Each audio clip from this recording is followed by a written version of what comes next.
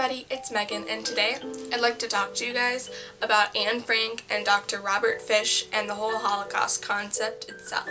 So let's get started. The first thing I want to talk about is Dr. Robert Fish and his book.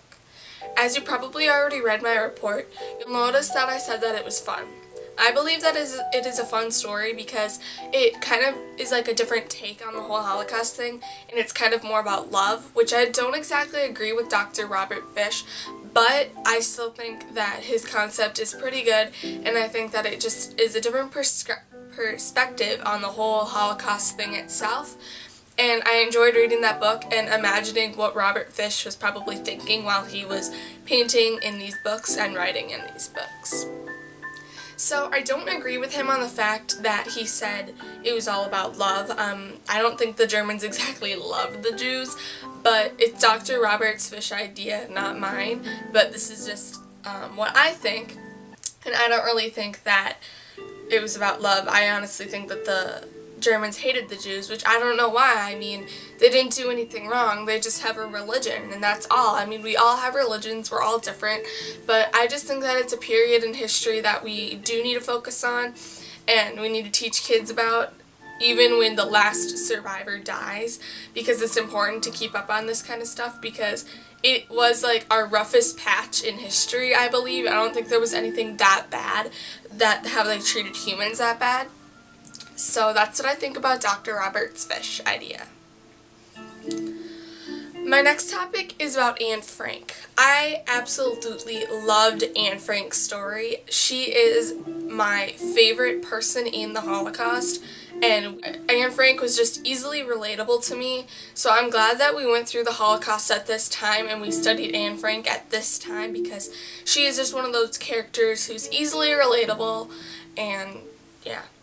I loved when we read her diary, even though we only read about 7 or 8 entries.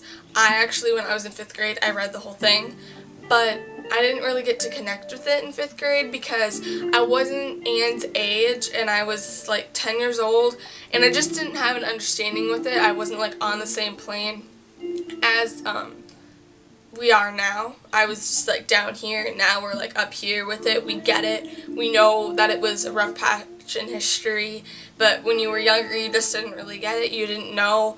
And now that we watched all the videos, we watched Anne Frank's video. That was really tough, actually.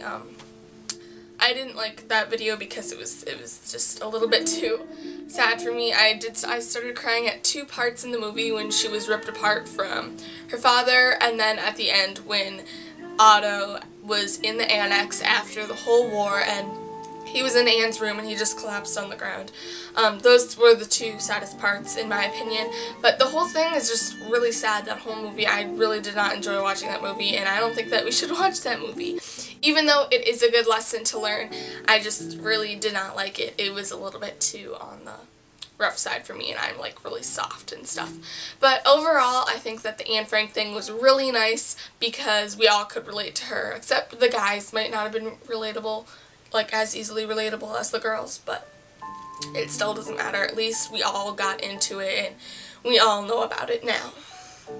The next topic I will be speaking about is the Holocaust in general, and just basically everything about it, and hate and discrimination.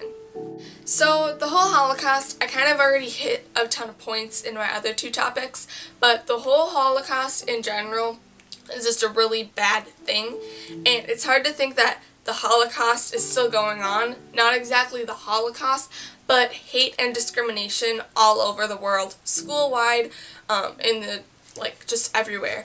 Like, when we watched that 26-minute video, I believe, in class about hate and discrimination, where we hit those 3 points about the hate and discrimination about the South will rise again, and just about, I think there was one about bullying, and then there was one about teen suicide, I believe. I think that was the bully one, but I don't know. There was one other point. I do not remember that point, but I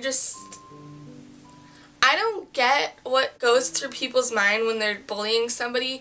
Like, what happens if this was happening to you? How would you feel? Like, how come they don't think about that? I don't know if it's something with the way that they were raised or something like that, but I just don't get it. Like, why don't they just think about what happens if that happened to them? they're just stupid. I mean, how can you, like, do that to somebody? But the one about the South will rise again, I get that that is kind of racist, but I mean, just go with the flow. I mean, it's just that one sentence. You can live with that one sentence, I believe. And if it does bug you, go talk to somebody about it. Go talk to the administration. Maybe they'll change it, but I believe that you shouldn't really have to worry about that. I mean, it's one sentence, the South will rise again. Maybe it just means that the South will rise again in speaking terms of football and that kind of sporty stuff. Maybe they won the Super Bowl one year or the NCAA tournament or something, and they want to rise again, which means they want to go all the way and win it again. So, I don't know, that's my take on that, but push that aside and let's talk about the teen suicide one. I didn't... Okay, well, I get that there is bullying, but again, what is going through people's minds?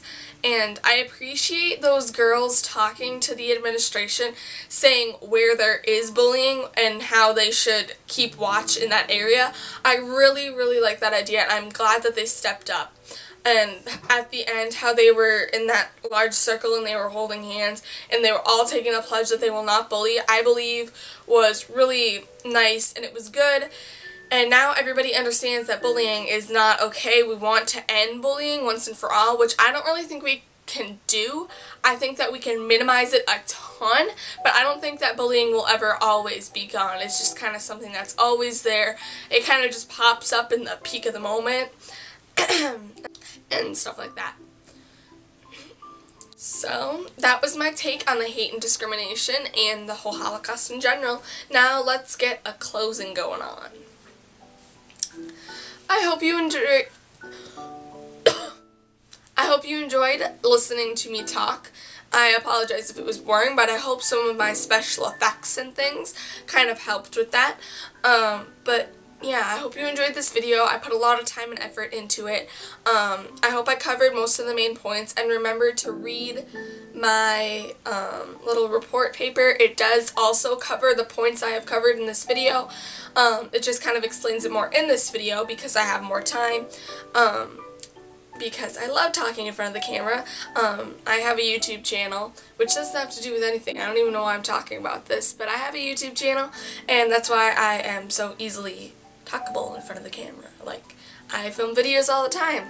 So I really enjoyed editing this video, and I'm sorry I'm a little bit sick, but I really enjoyed editing this video, making this video. It was really fun, and I'm glad I had the option to get 30 points extra credit. So thanks so much for watching. Bye!